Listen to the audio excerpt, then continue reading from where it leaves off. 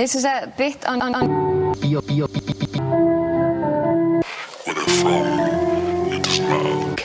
Hello, my name is. I'm going to introduce you to a new science, or perhaps an old science, depending upon one's viewpoint. The film you're about to see has no character.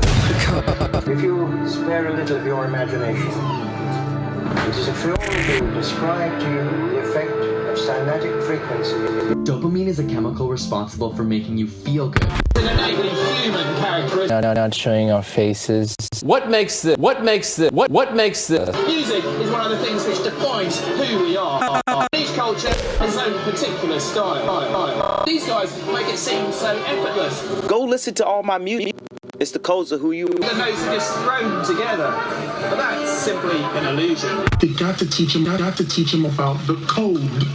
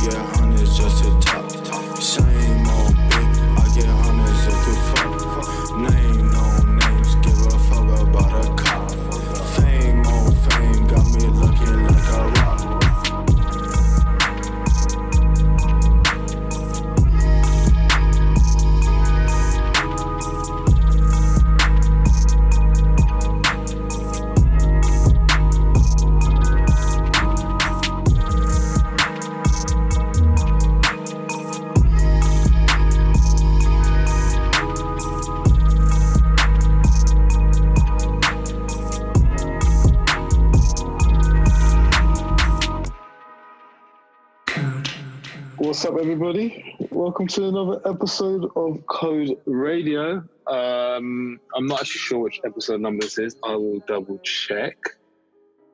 Just bear with me 2 seconds.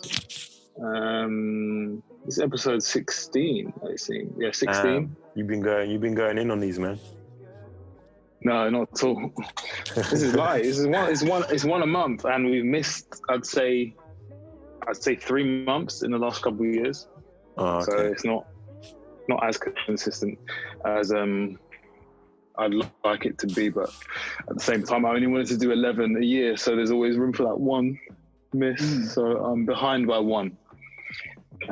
But yeah, you hear voices that aren't mine, and I have some guests on this episode, which are my team. One is drinking a beer. One is drinking a beer. Oh my God. One is in his bedroom. 2 are in their bedrooms. I'm in my bedroom also. And this is the team. Introduce yourself, guys, please. All right, well, I think I'll go first. I am Denali. I'm located in Brooklyn, New York. It is currently 2:39 here, so I'm not drinking a beer. I am I'm just chilling, trying to figure out the rest of my day and trying to be productive. But I'm glad to hear you guys are winding down. I'm a visual specialist and designer of all sorts, and it's kind of the short of it. Brilliant.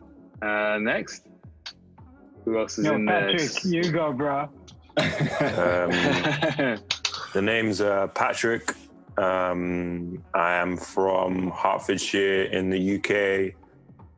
Just done a crazy workout, so I'm kind of ready to go to do this conversation. And yeah, I'm the kind of the manager of the code and all things code related. CEO. I don't like to say that. I think that's kind of corny sometimes, man. So we should come up with something even better. 4 letters, you know, let's break the norm. And last but not least, who else do we have? I'm Oygar. I'm a designer from Utrecht, the Netherlands. Hence the beer drinking. It's 9 p.m. I'm already about 3 hours late for it. And I've been the visual communication designer with the code for now almost 5 years, 4 or 5 years. Damn. Proudly, some history there, bro. Proudly. Yeah, some lineage. Yeah. I sometimes, just for the nostalgia, I go back to my first tweet. The code, like going mental. You know, like, yeah, we should do this and that. And thinking, are they gonna respond? Yeah, I feel the same way, man. I did the same type of thing and just reaching out. And just like, oh my God, please come get back to me. I need it. That's crazy. Yeah. I remember coming home. That's good. Like, yo, I'm gonna show you this tweet. Look, I got a response. You know, like.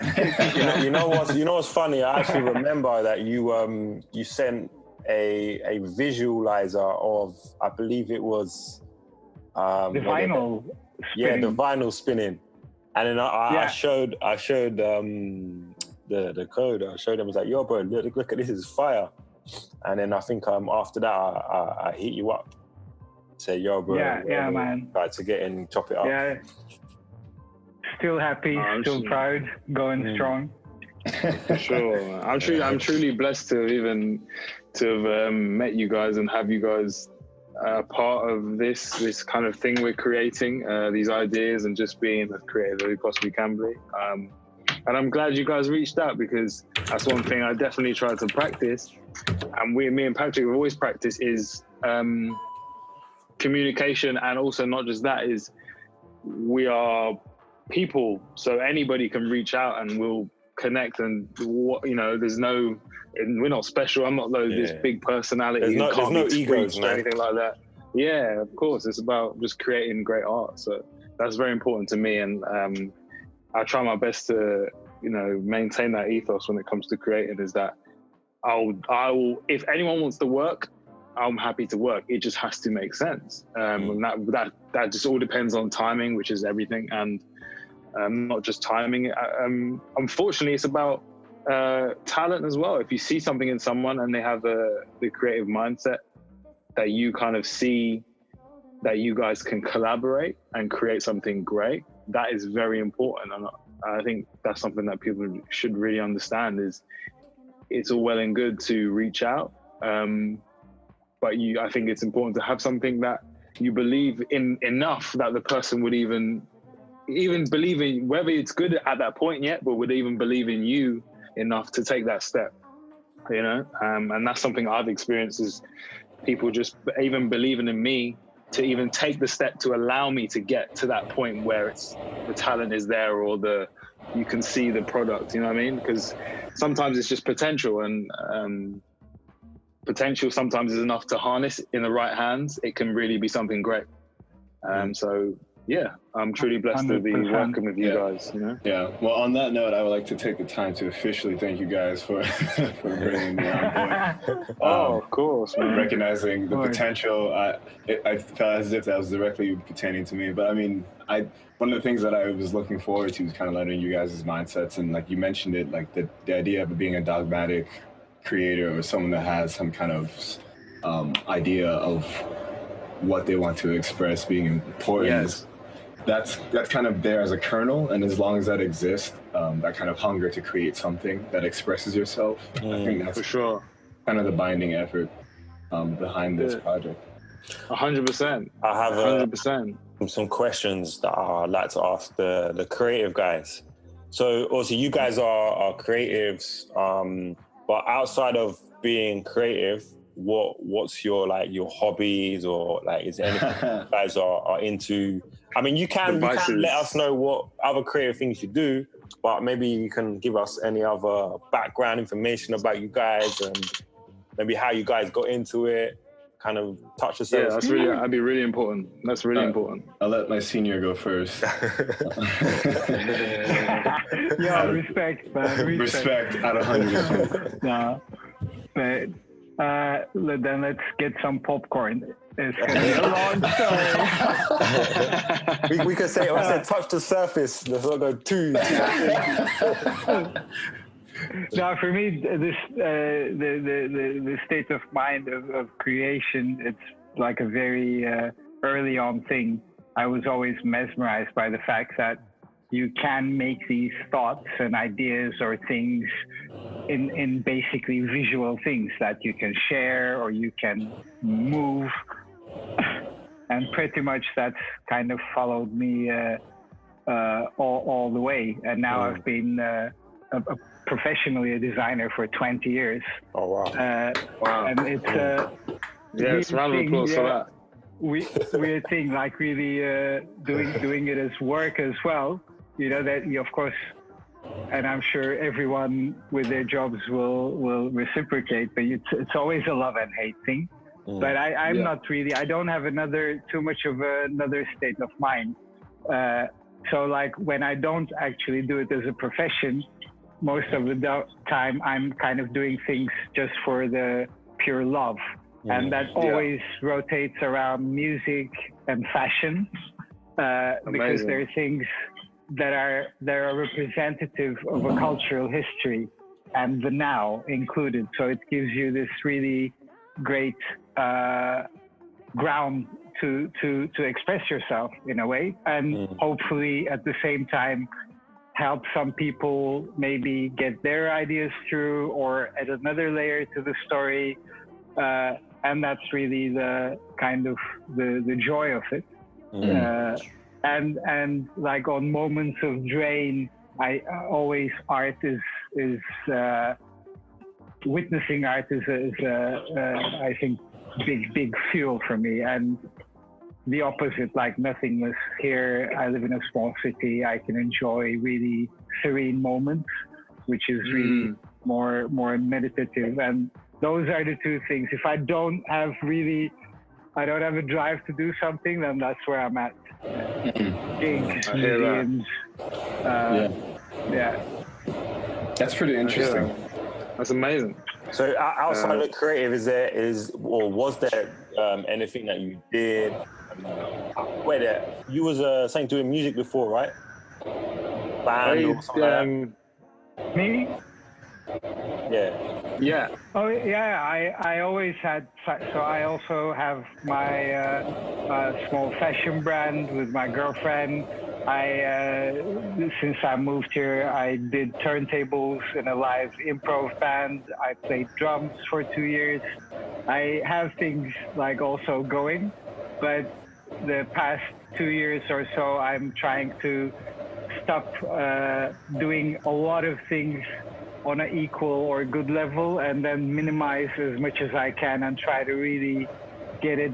I want to see like if I can get it really further, if I can be more disciplined, produce more or come up with more. So I'm doing less of those now. Bro, now's the time to plug your brand, fashion brand. Where do we find or hear or see about? Yo, that's the thing. Dress me, oi. Exactly. But I mean, we've been actually, it's the best underground brand that nobody knows. It's too underground. It's so underground that nobody knows about it. The funny thing is, like, we've had it for 2 years. We made collection, we sold out, but it's just been really colleagues, friends, neighbors. And it's funny. I still couldn't finish that project to do our online store. Wow. Now I've got a Shopify store for a year. It's password protected, but like I have to work on it still. Yeah. When it comes to my own projects, I suck. Like really, it's a completely different story. Yeah. Good. No, go. Continue, No, I was just gonna say that's like very familiar. I think many creatives are like suffering from that same kind of syndrome where we're always 100% outward looking stimulus, whereas your own stuff kind of is like it's not like suffering, but it's not where it could be. I know exactly that feeling. Why do you think that is? 100%. That's really interesting. Like to me, it's like you can work on other people's things and really execute it, but when it comes to your own thing, like what is it? Do you overthink or what? Yes. Maybe explain it to people. Yeah. Mm-hmm. Yeah, that's exactly what it is. Sorry, Oygar. Yeah. Continue. That's exactly what it is. Yeah. Now that's, I think, also the kind of the current theme as well. That's kind of overthinking, overanalyzing, overdoing, and you never can become a client to yourself. And you go into this, at some point, hall of mirrors where you can't separate if you like what you do, is it good, is it bad, what's the benchmark, is it finished?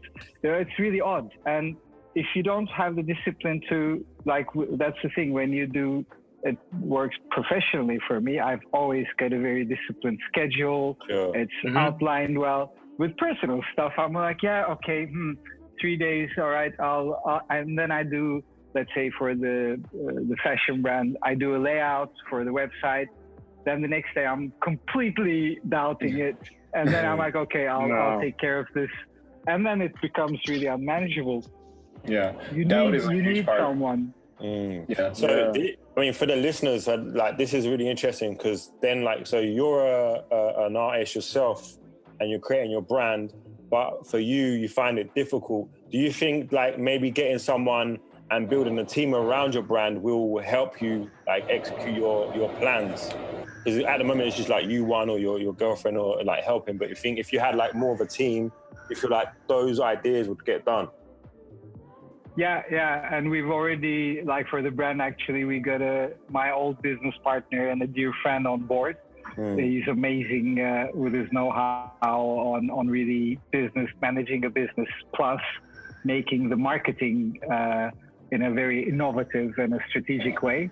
And we left it to him. That's why, like, things actually started moving, because then I need to be a bit more in harmony and leave that decision making to him. And that's important. Yeah.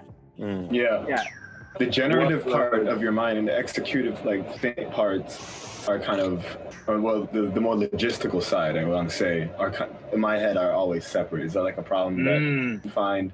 Because I need someone to kind of say, this is this, like a manager, like a Patrick. I need a Patrick to kind of be like, this is where it needs to go out. This is what it needs to, because I like to generate. Generate. Yeah, I know what you mean. I think it's important to have, that's the whole point in the concept of the team, of having people who have roles, which essentially you may be really good at creating and that's your thing, but sometimes you maybe dip your hands in all these other things when you're on your own and your focus goes all over the shop. Whereas having someone whose focus is business or focus is marketing, it would help the entire product. And at the end of the day, it means that 100% is given to all different facets of that one whole thing. And then basically that means at the end of it, you have the best possible product, and rather than necessarily a product which is quote unquote well thought out, but not 100% well executed. It could potentially be executed better. I mean, there are people who are anomalies, who are, kind of a mix of everything, have kind of business whereabouts, creative, But that's very rare.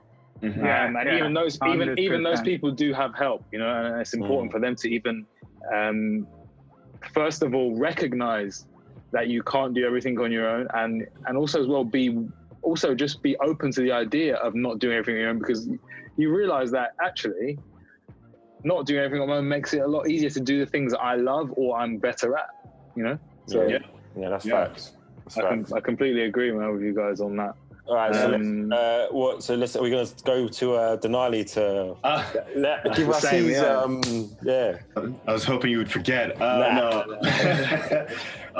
So my origins are very short in comparison. I do not have 20 years of design experience, but I do have 3 years of architectural experience, as that's my background. So I started off with architecture, and I grew up.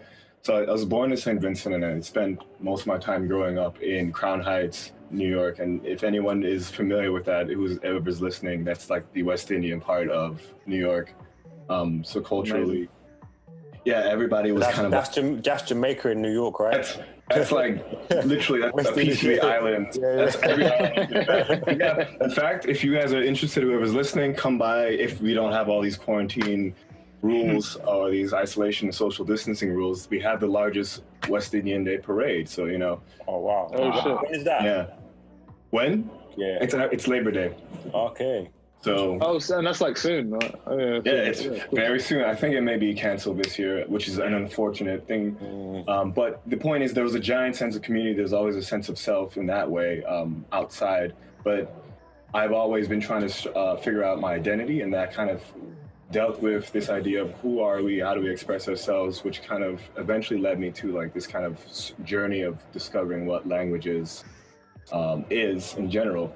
I've been trying to figure out what kind of sonic language I could use to express myself, what kind of visual language I could use, so kind of spatial language I could use to express myself. So it's always been like dogmatically focused around language, which I think is like the key to literally all understanding, obviously, but like the unspoken understanding, body language, all these types of languages that kind of culminate. That's what my art trying to struggles to express in a way.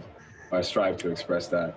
And I try to like refine it as much as I can, because I think that's like the key to like art in many, many facets is like, how do we kind of decode other people's languages, which led me to decode in... Yeah, right? There goes, things lined up. So this is like, a natural step and progression for me. But in my downtime, the thing that I do the most when I'm not creating, which is very rare, is kind of write down in my notebook that you guys probably have seen during every like meeting we've had so far. Wax out, like yo. Yeah, just scribbling furiously in this notebook. It's literally just like ideas or like thought experiments or like anything that we can test or kind of put to test over time. Like all these ideas I start right now, and I write down any idea that I could possibly think of, and then I try to like convey it to somebody at a random time. Like if I'm with my roommate, we're sitting down and we're watching a TV show. We could be deep in a TV show, and I'd be like, hey, what do you think about this idea? What do you think about putting this here? And just get a candid response without kind of priming them. Yeah. That's like a little hobby of mine. It may be like psychotic, but I don't know. That's what I do. A lot of people watching. I love people watching. Another thing, people watching. What kind of people, bro? In the city, we have an endless array of people. We have like all you can eat buffet of different types of people in the city. So honestly speaking, that is... probably as an architect, that's a kind of part of life, being almost an anthropologist, because you're all about human behavior, human experience. 100%. Yeah. No, I agree. People watching is something that I think everybody enjoys. Not everyone is 100%. Not everyone will say that they enjoy it, but there's a thing that people do where we do it naturally when there's like I don't know, if you're ever like driving or in traffic or something like that, and there's like this idea that something could be happening, everyone kind of slows down and kind of wants to see what's happening. But then there's the other side of things where you're just, I don't know, if you're in a park or something, just a public place, you might find yourself doing it, and you might actually just be, I don't know, you're not necessarily judging, you're just thinking, what is that person thinking, or what is that person's... Right. What are they doing, I'm trying to understand their language. I'm trying to understand what are they doing with their body? How are they talking? Why are they talking that way? Where are they going? What are they wearing? What color is that shirt? Why is it that color? Like it's a hot day. They're wearing all black. They're absorbing heat. It's not comfortable. Why are they doing that? Like all these little things, that the minutia of things is what I like to like look at. Yeah, and see, that's the thing. Language has allowed me to kind of like study these SAT level words and just kind of figure out the one word that I would want to use in that precise moment. Like, for sure. So that's the thing that I do in my downtime. Strangely enough. And I think also you got a little undercover thing that you're not mentioning also. I think Knali is he sent me a song the other day. Wanted to get my feedback. I was like, bro, this shit is fire.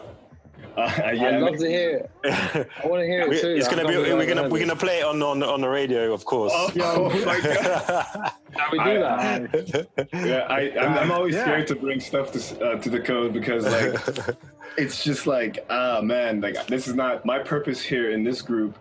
You know, I will send it to Patrick just because on the side, but I don't want to like plug my music while working on a project. Don't be silly. Yeah, no, I love that. Fruitful, really. Several plugs happening. I love it because it's for me it's like it's interesting. It's interesting to know that that's what you do and that's what you want to do. Everybody has like these passions and these things that they're involved in, and whether it's a side hobby, whether it's something that actually is their actual dream, and you know, whether that's the case, it's so important to me, and it's always interesting to hear, especially when it's with music as well, like other people's like just perspective and ideas and how they do things. It's just interesting to me. Like that's right. You know, I wouldn't be able to create music the way I create without you know, listening to a variety of music, you know, and really tapping into everything, like every single possible genre I could possibly listen to as much as I can.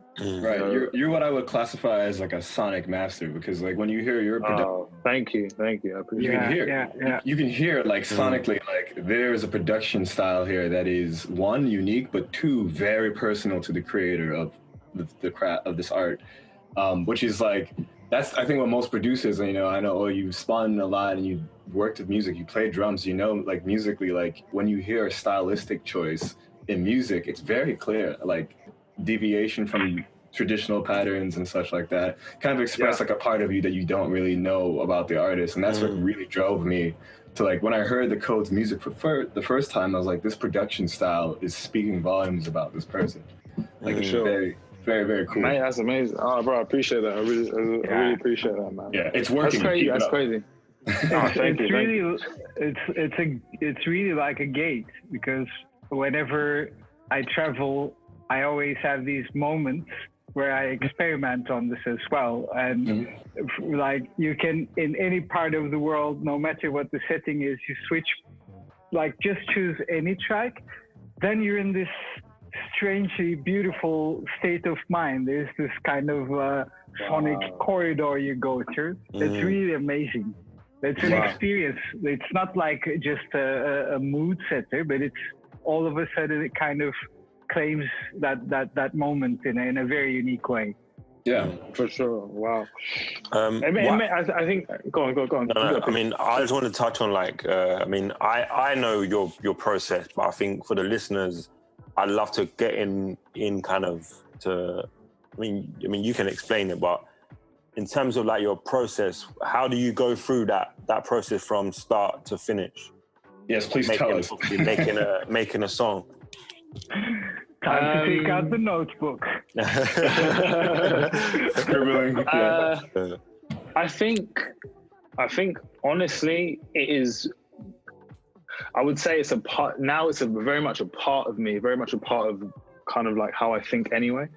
So I think this question would have been great to answer. Like honestly, like 5 years ago, because I had a bit more of a process. I had a bit more of a structural or an idea that I would create. You know, I remember I said to you, you know, like with the Flashback remix, I said to you, I wrote that down and I was like, I'm going to make this remix to this Flashback song. Yeah. I didn't know what it was going to sound like, but I knew that was my mission. And then, you know, the idea was to execute that. But I don't really know what that process is anymore. For me, it's just now it's more about bettering myself, trying to outdo myself. So and a lot of the times that might not be, it might be in different ways. So it might not be trying to outdo the production I just did. It might be trying to outdo the vocals I've just done, or trying to now actually do something with someone else's vocals and see how that turns out. Or it's always trying to take an element that maybe something I have or haven't done and try to better that.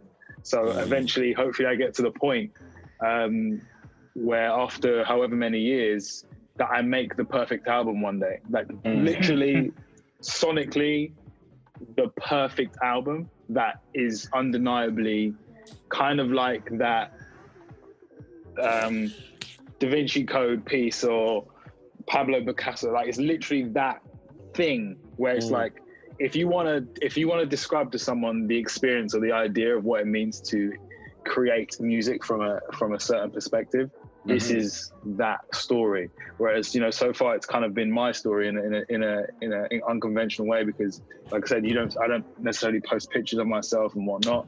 So that's a side of me you're not going to see. But I do put a lot of myself into the music, and I think if you are able to listen to the music and able to digest it in a way, I think you will get to know me quite well through that. And that's just the way I've chosen to do it. You know what I mean? To get to know me through music and sound rather than necessarily through the idea of me. You know what I mean? I think the idea of, because that's what I'd be putting out. I'd be putting out this kind of idea of who I am, this caricature almost of the person I am, whereas the music is very much, it's not a caricature at all. That's very much who I am. That's the person. Yeah. Like in the most detailed form. Yeah. And that's kind of like, I have a song called Choice, where it's this idea of that caught up in the fear of being less than it. It's like, how can you be the music's so much of myself? How can I live up to being that? You know what I mean? As a character, as a person, because I don't actually, as a person, you don't actually express these things that you manage to get out artistically through things like music, your outlets, you know what I mean? You don't actually tap into these parts of yourself when you're just having a conversation. Like when do you ever tap into that part of your brain, which is like completely left field, which no one understands, but you understand it. Yeah. It's almost like a different language, Yeah. So if we're having this conversation, I'm speaking like this gibberish language, you guys would be like, I have no idea what this guy's talking about. At least through music, there's a channel to kind of get that. Yeah. And you're like, maybe I get it, what he's trying to do or what he's trying to say in a whatever way. So I guess that's the best way to describe the or a process currently anyway. Interesting. That's pretty interesting. It's funny that you mentioned Picasso because of that reason. It's like through this process, through getting this connection, through getting the understanding, we get a part of you. And like when you mentioned Picasso, I'm obsessed with Picasso because of shit. Yeah, Picasso has the same birthday as me, so I'm just like, yeah. Oh, damn. That's fun. So it's literally, it's super weird, just like and The Alchemist. So that's a weird dichotomy, but like I kind of the producer. Yeah, the producer of The Alchemist. Oh, sick. But like, you know how Picasso had his glow period? He's one of the best. Honestly, I'll just release an album, and I'm here to plug it, but like everyone should check that out. No, for sure. One of the best hip hop producers, like period. It's period. Yes. 100%. Yeah, but Picasso's blue period, right? Like even though Picasso has established like his style and his various styles, he still had a point where he was like, I'm feeling, or I'm seeing, I'm observing things, and that became like his period. It became his style in that time too, which is like, to me, what you were kind of sounding like you're aspiring to, your Da Vinci like moment where your magnum opus, like the piece where that's the word. Yeah, there it is. It's the thing that's so much of you that it's undeniably yours, and it like a complete syncopation between you and your music. Then I immediately started thinking there is a way to kind of get that kind of stuff out that people kind of seldom overlook. And I think like Milton Erickson, I don't know what exactly his title was, but I know he studied physiological traits of people, and he was a psychoanalytical person, but like he studied people's gaits and their walks and the way that they moved.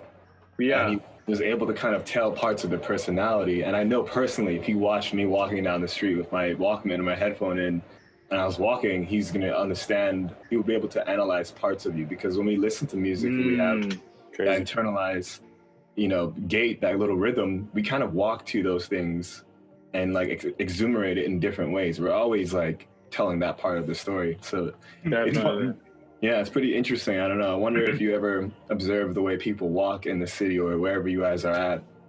but that can give you a little clue as to how they might react to your music.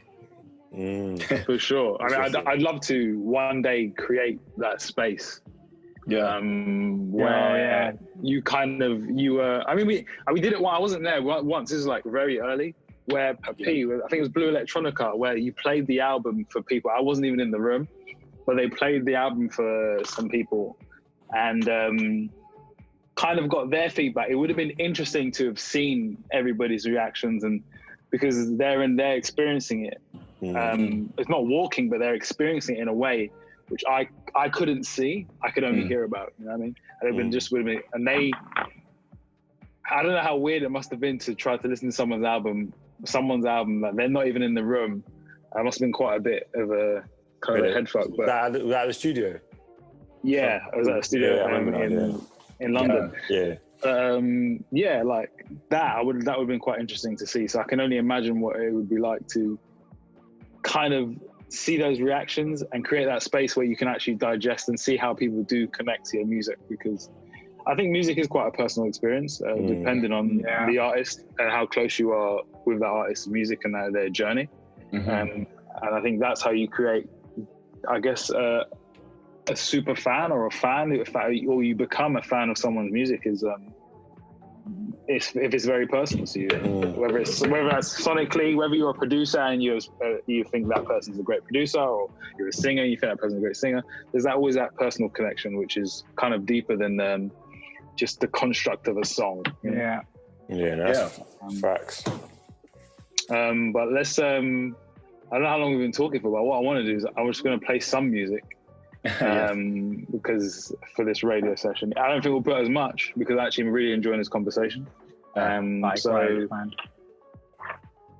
I'll just get a song from everybody, and then we'll play that, and then we'll continue the conversation. Maybe one more song after that. But yeah, let's go.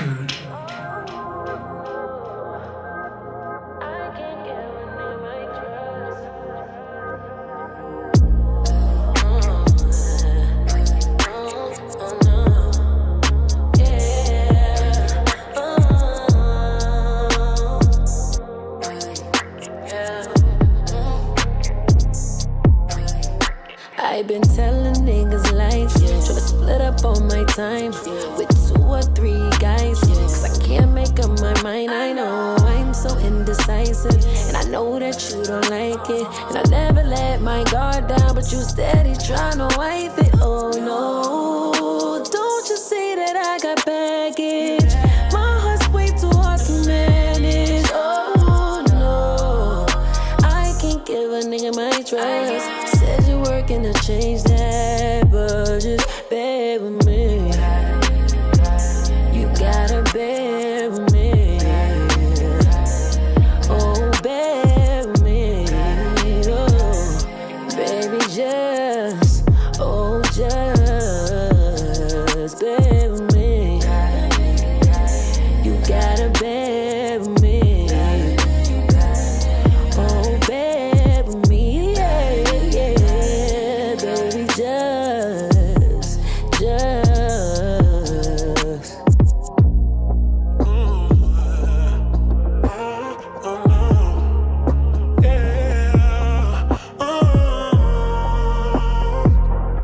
Baby, just baby, niggas wrapped around a finger. I don't think I get it. If you was in the picture, maybe I would listen. Times I wish I did it. Memories started. Bear with me through heartbreak. Bear with me through long days. Bear with me, don't part ways. Niggas wrapped around a finger. I don't think I get it. Code.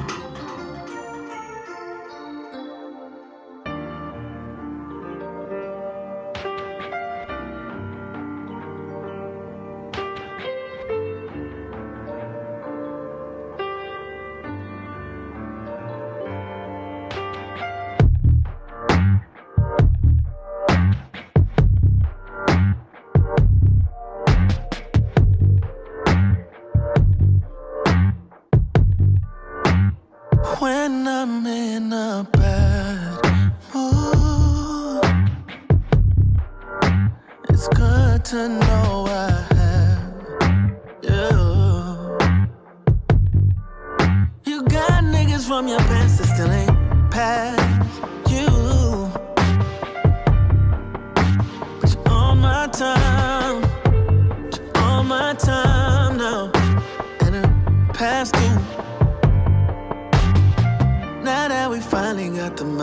away. All bad decisions that I wanna make. I want your body in a million ways. Nobody ever makes me feel the same as when I'm with you. Arch it up nice and slow from the back. Ooh, I'm about to lose control. 'Cause you're my muse. Don't hold back, let it go. What did that do? Only you will let me know.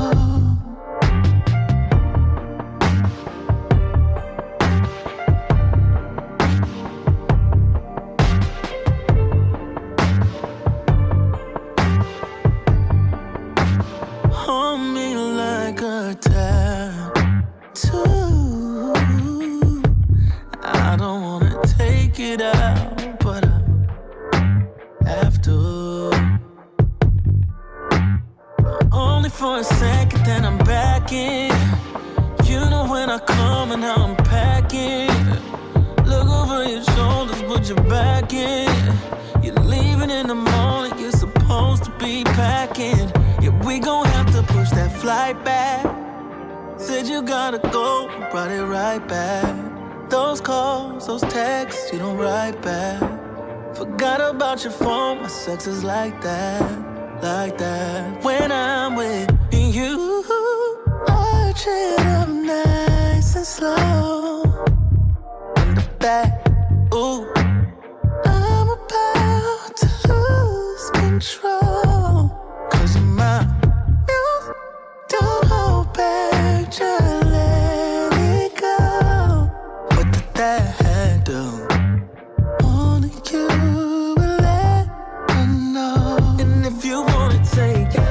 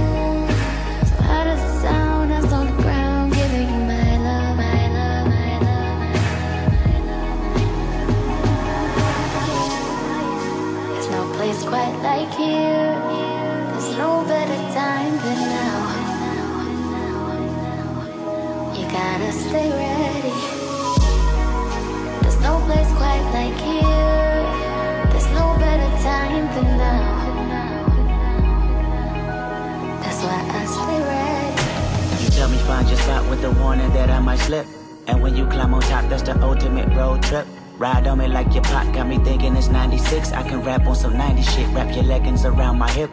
I'm so hip to it, tourists wanna come speculate. But if I stay monogamous, promise this kiss will always taste like candy. And yeah, it's obvious, mom and them probably can't stand me. I'm sure they tired of this look that you have when you're antsy. We gon' fuck around, we gon' fuck around and triple through triplets of babies right now. And that might break the record.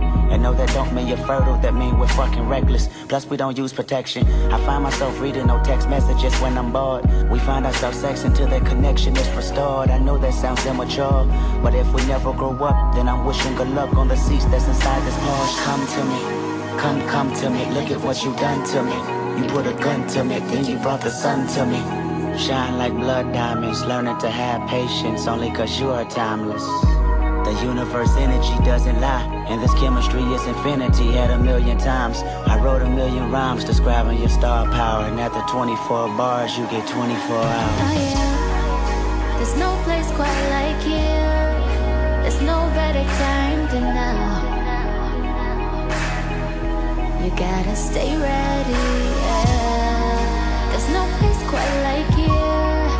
There's no better time than now. That's why I stay ready. All that I know is right now. That's for sure that right now. Gotta get yours like right now. Like right now. All that I know is right now. That's for sure that right now. Gotta get yours like right now. Like right now.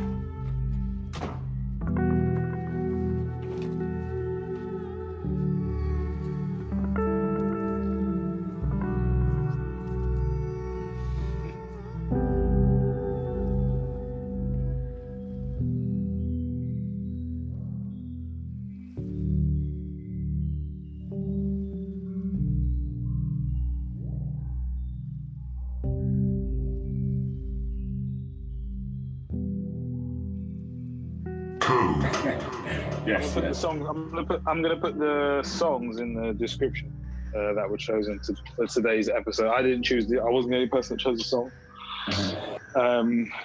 But yeah, well, on to some other topics, I guess. We were speaking earlier about this kind of the idea of where we all started, and we didn't actually the good thing, I want to ask Patrick, I'm not sure whether we've spoken about that before on like a radio session, is your kind of introduction into, I guess, with me and with everybody, this whole kind of the code world, or just, your introduction and who you are, you know? So, I mean, I'll give you a kind of brief background of kind of how it all started for me is, so I was, I started to learn how to DJ around when I was about 13 years old. Oh my God. And obviously my background is obviously, my grandparents from the West Indies, and obviously British, Irish. Cool. So I got a little bit of mix up in, the background, the roots. That's amazing, man. So my dad was heavily involved in sound systems. So when I was this young age, he used to kind of take me around the place, and he had this sound system. So, and I was always like carrying wires and learning how to plug in this wire into this amp and this and that. So that's like where it all kind of developed for me. So then he got me some turntables, proper old school belt drive. There was no like no tempo control or nothing. So both records, it literally just turned, and then it was like the rotary controls as well. Oh my God, you're a proper DJ, man. Yeah, that's what I had to kind of figure out. And classic. Bearing in mind, no songs obviously were all different tempos, so the mixing, I had to kind of do this with my finger and pretend it was like going at this. On the dial, yeah. Wow. Like, pretending you have to like control that, and I'm like, yo, that's a mix. Yeah, the original sync button right there. That's yeah, exactly. So I mean, I started to really kind of get into DJing through that, and then I actually got another pair of turntables from there, and that had the tempo control. And then I was like, yes, we got the tempo control. But I still had the belt drive. So I was still learning. So obviously belt drive, and obviously now you've got direct drive. Obviously, I know not many people use turntables now, but like direct drive and belt drive are two different things. It's like driving a Mercedes and driving a Mini, I was going to say. That's very different. both are great cars, but two different ways of working. For sure. So from then we had a youth club, a local youth club, where there was a woman that kind of was teaching how to actually mix properly on these like nice shiny Technic turntables. I think I was actually the first one to go on there and was like learning how to mix. So, I mean, I actually learned really fast on how to mix. So when I started like mixing with her garage vinyls, that's when it led like, I need to buy some vinyls. So I started my vinyl collection, getting my pocket money and going into London and coming back with like a couple of vinyls and like mixing these vinyls back to back all the time.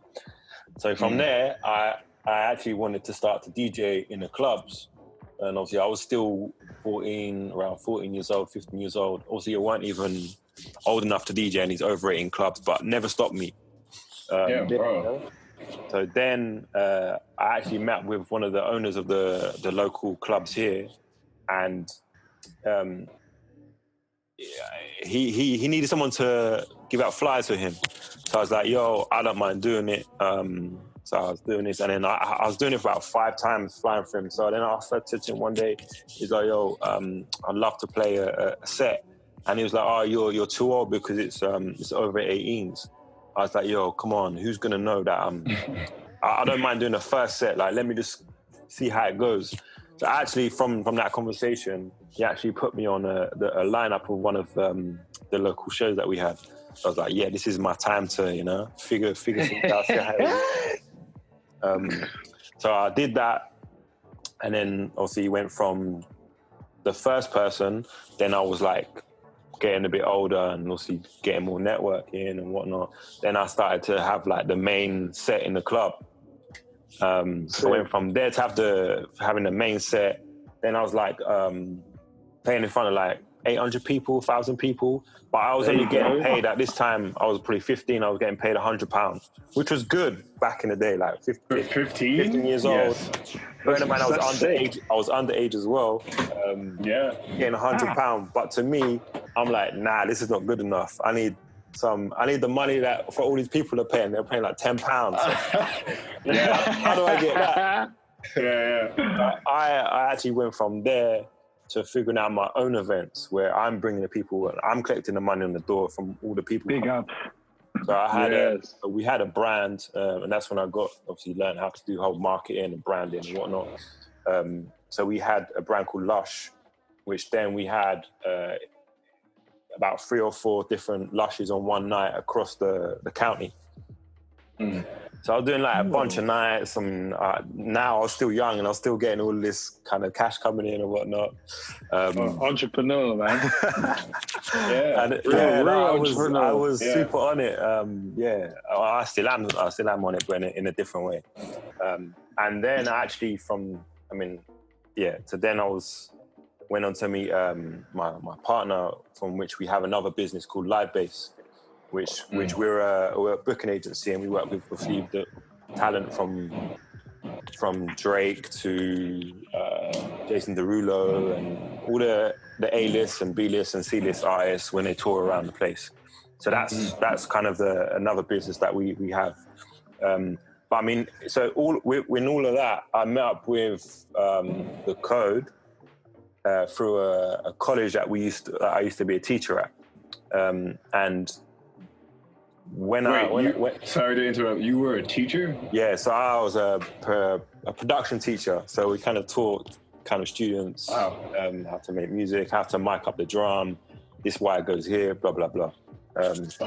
So that's when I got to meet the Code, and he was this. You can say my name. It's all good. Okay. That's when that's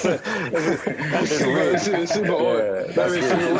It's awkward. I don't even like so like in like sessions and stuff with people like because some people don't know your first name, so they're like they'll say like the Code, and I'm like, and they put like a there in front. I'm like, I'm just Siv, man. It's all good. Like that's serious. You know what I mean? Okay. So I know what you mean. I know what. Obviously, you don't want to give out my identity like that, but it's all good. It's not. Okay, good. That was Karen's story. So there was this kid, Siv, who always, I noticed about him, he always kept himself to himself, and he was always like, there was one particular room where no one would go and it would just be him. And then I would go past the room and then there was these sounds coming out. I'm like, bro, like this super young kid is making like probably music better than me I was making at the time, because I used to be a producer as well. And like everything was just like so consistent, like the melodies and the drum kits. I'm like, damn, this is kids' fire. So from then we always kind of was talking, and we always kind of went back on ideas.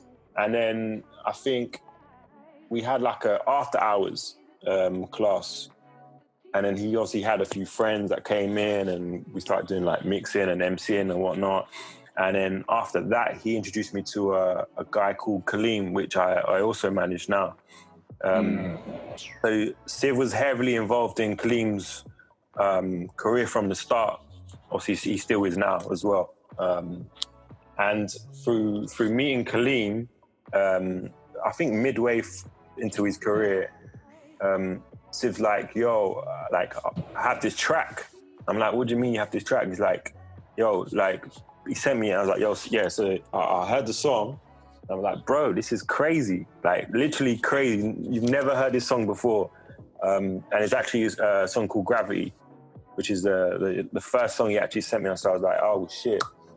So did we have a conversation then, Siv, about how we're going to release it or whatnot? Nah, we just like, I think I had it, and I was like, I just sent it to you. And then you was just like, oh, cool, let's get, and I went and got it mastered by the same guy who still masters my music to this day. Oh, wow. Yeah, that was it. It was simple. It was just that simple. Yeah. It was like, all right, cool, let's go. I hate, you know, the craziest thing about that song I love it for what it did for me in terms of creatively and just that moment, but I hate the mix so badly. Every time I hear it, I hate it. So I don't even listen to it because of that reason. Ooh. If I could do it again, yeah, I would love to do it better. But you know what I mean? At that time, that's all I knew what to do. I didn't even, that's what I knew, you know, you just do what you're capable of doing. You know? So that's so funny. Yeah. That's the song that I immediately saw to discover you as an artist, because that's so funny. I thought that song was amazing regardless of what it just sounded like, in terms of composition, really good. I appreciate that, man. It's so crazy because it's like I've gone so. I would say that my music now is what I was trying to do then. Yeah. If that makes any sense. That's what it should be. Honestly, you get better. You refine it. You keep refining. I feel like if I was everything, the way all the vocals and stuff sound is everything that I was trying to do, but I didn't know how, and that created the sound. Yeah. And then, which I'm really happy with because I created my own thing through that, through kind of insecurity of not being able to do certain things. You kind of try to make it sound a certain way or whatever, you know, or whatever. You're just trying to different things, and then whatever sounds good. Like, you know, I hate my own voice, so like I'm always trying to make the voice sound a certain way. You know, more of an instrument rather than like a singing voice because I hate the singing voice. So I'm just like, cool, let's make it cool rather than. But that was that was a great thing about it is like when I heard these songs, it was like he was singing, but some of it like didn't make sense, but it still sounded great. I'm like, yo, this shit, I've never heard this shit before, but we need to just do something with it. So it's like speaking in tongues in the church. It's exactly. Like it was like utterance. It's an utterance. It's like it's phonetic. It's all phonetic. Yeah. It's the expression. Like it's literally without contrived. I always say this thing. There's not enough words in the dictionary to describe certain emotions and feelings. So some songs don't need lyrics for that same purpose because the emotion is in the takes. A lot of my songs, I'm using the first takes because I can't recreate that energy from the reference. You know what I mean? And that's one a big key to, like I said, songs like Gravity, songs like Her, how they sound. That sound of the kind of the muffled vocal is me trying to not hear myself, but at the same time try to keep that raw element, which is like the first reference, the idea. Because that's the rawest, it's the idea, it's the rawest point. It's something that there was a really, so I had an interesting meeting with an A&R one time, and this would always stick with me because I find it really funny. So I played him some music from the code and be like, oh, but I don't understand a word he's saying. So I then played another song, but it was from some Spanish artist, yeah? And so I was like, so do you understand what he's saying now? He's like, no. So I'm like, but you still like the song? He's like, yeah. I'm like, exactly. It's the same thing with the code. It's a vibe, man. You're going with the vibe. They're like, oh, no, you're right. Now you're saying it like that. Yeah. I won't mention their names and who it was and put them under the bus, but like, it's just like, yo, you just go with the vibe, the energy that the song gives you at the end of the day, man. Like, fuck all that. It's not for the radio. I don't understand what he's saying. There's no lyrics to it. Like, who cares, man? As long if you can nod your head, then you know it's a vibe, like, for sure. That's it. Yeah. It's all about it. And that's like the pure, Patrick's right. It's the pure expression of that, like, I mean, I hate to say it like this. It's so cliche to say, but it's the pure expression of the art. It's that, like, it's the purest form of it.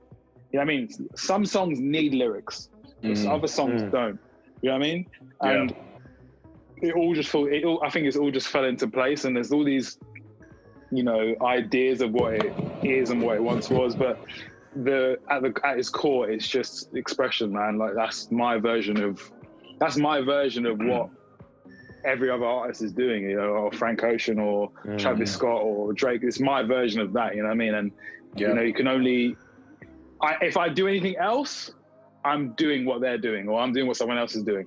You know what I mean? If I'm doing if I'm doing it this way or completely 100% my way, then it's true to me. So it can't really be wrong. You know what I mean? At the same time, how can it be wrong? It's like, it's just expression.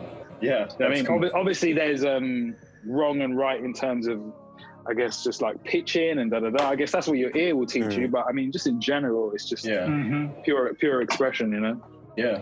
And for that, I think the 111 actually in throughout all the musical journey, I love the use of space. You know, all the sonics aside, there's a masterful use of space all the time, and that's something that's really very, very unique. It just like it blew my mind the first time, and like to this day, because that's what's not really also thought of. You know, everybody wants to do the best polished production and this and that, the best synths, but there's this, you know, space which gives it an amazing character. Yeah, or like there's not like, you know, most current music, the hi-hats fill every other single increment of note. Like it's like you hit every second. Yeah. But whereas 256. Yeah, like BPM, like brrr, yeah, just like the fastest trill hi-hat you could ever imagine. Like 8,000 rolls, and just it's like it's 1,000 things going on, and you're like, wow, you don't have the time. But like the most important part about music is the rest. It's like you do need that kind of downtime to process what you just heard. Or when you carefully choose 3 or 4 hi-hats before a snare, like those little choices you can really hear. Yeah, small percussions that, you know, just show up, but they're gone, and then you don't hear them in each section. You know, it's not looped or anything. That's very special. You know, that's the kind of a unique DNA. Yeah, for sure. I mean, it's just every song is its own story, you know, and you know, if you imagine if you went to a library and there's 1,000 books, no book should start the same and end the same technically, and they're all going to have different moments in them. So I think that's to kind of piggyback of that, saying that, I think that's one thing with what we've currently been doing, like releasing songs from this like kind of project that we're working on or whatever. It's kind of cool because it means that we don't have a single, but it also means that people can just experience the album maybe separately, but appreciate each song in its own story without it quote unquote being a single for a radio or something like that. It's just a song where you kind of just appreciate it. You don't have to, whether you like it or not, it's irrelevant. Obviously you want people to like it, but I mean, just in general, you know, like design is an idea. I've always wanted to make a vocoder song since for like 15 years. I can't even imagine how long I've wanted to make a vocoder song. And that's just, so cool. That was the first one I ever did. So that's what it is. You know what I mean? That's it. And then I've just got, you know, super like into this idea of vocoders and this idea of I guess a computer element to the music where this person, that's the computer voice, or that's that voice that is giving you something back. You know what I mean? Whereas before it's always a human voice, and it's always effects, but now it's like trying to have both, I guess. I don't know how to explain this. This is basically overthinking. This is what that is. I'm mind of loads of stuff happening right now. I can't even pinpoint it, but yeah. I have a quick question for you, Sue. This is something I've always thought about. I'm just curious. When you released Gravity, were you aware at some point in the future that, first of all, are you aware of an artist named Sango by any chance? Of course, yeah. Right. Dope producer. Yeah. How do you? So were you there? Yeah. The favela boom cha cha. You know, the drive that comes with all that. But did you know when he was doing his selection stuff earlier? Were you guys in contact? How did that remix of Gravity come about? Because there's a remix. I think he just did it. It was a long time ago. Yeah. I think he just did it. I don't think there was really like a conversation. It wasn't like, no, don't get me wrong, that's not a bad thing. I think it's he just heard it and expressed what he felt. And added his energy to it, which is amazing. It just opened the door for people to hear the original and also to hear his dope rendition. So I think that was like a thing from Selection. Shout out to Joe K and crew. They're really good guy. Kind of picked up the Gravity song, and like he reached out and then started just kind of barring it on Selection all the time. And like, every song we was like making is like, send it over. gonna drop that, and then then it just started just to kind of like snowball effect, man, and everyone was hitting us up, and that's when the Gravity remix come out, and then I think Siv and Sango were talking on Twitter or whatnot, and I think that's how it just came organically about. Yeah, super organic. Everything we try our best to be as organic and not really force anything. You know what I mean? Not try to do anything too much. You know what I mean? Just see what happens, because at the end of the day, it might not work and it might work, but it's good to see this story of when it worked and it didn't work, and then you figure out. That's like getting to that point I was talking earlier about that moment where you create the perfect album. If people then hear that album and then say that's the moment that everybody knows who you are, you know, then they can just go back and hear the entire story. I think they would appreciate you as an artist a lot more if they can just see how you even got to that point, you know? Yeah. I'm appreciating the story that's unfolding right now. That's because Sango was one of my other, like, you know, I have a list of top in my head, like, producers who are really interesting in the way they produce their music. And I was like, when I saw that mix, I was like, The Code and Sango in the same place? I was like, how did that happen? So that's very interesting to hear that. No, for sure. It's I was truly blessed for him to even, you know, feel the need to express himself. You know what I mean? Did you also have a song with is it Atu and Atu and Dpat or something like that? Dpat, yeah. Dpat, oh my god. Yeah. They sent me something and I did it. I've probably got it somewhere. Yeah, I love Dpat too. Yeah. Yeah, of course. I think it just maybe never. Yeah, never just kind of went nowhere, did it? Never materialized, but it was a great idea, and I think, you know what I mean. But like I said, that's another story that is just a part of the entire thing. You know what I mean? The entire journey, and there'll be room one day, and that collaboration may happen. It just might be 15 times better than what it could have ever been. Do you know what I mean? Because we might both be in that place. So it's. That's why time is so important when it comes to music, and especially collaboration, like even connecting with you guys. The talent is always going to be there for the people. If you're all on the same mindset, it's all about connecting talent and talent, or connecting mind and mind. But timing is very important, because if you didn't pick up the phone that Wednesday, then you may never have met. So it's just, you have to believe that there's some sort of divine kind of timeline that's kind of happening, kind of like I don't know, like a Endgame, where that Sorcerer Supreme, she kind of does a timeline, and she's like, this is kind of happening, and you can't really control it. If we try to control it, it won't happen. You know what I mean? Yeah. So we just have to just let it happen, and then, like I said, it means that great people can meet together, connect, and hopefully change the world in their own way. Yeah, I mean, that's literally all that anyone can really wish for, honestly. It's a bit quantum physics in that sense. I think the moment we resonate this certain frequency, there's an entanglement in the universe. Right. For sure. Oh yeah. You know, talk about this, but in real life as well, this happens to particles actually coupled without having it. I think that spooky really action. The distance is happening, and we're all at a fucking distance, right? We're all in completely different places, right, in the world right now, just having this conversation and connecting. It's beautiful. It really truly is beautiful. Yeah, I mean, I'm not really spiritual in that sense, but I've always thought about like consciousness being a wave in a sense.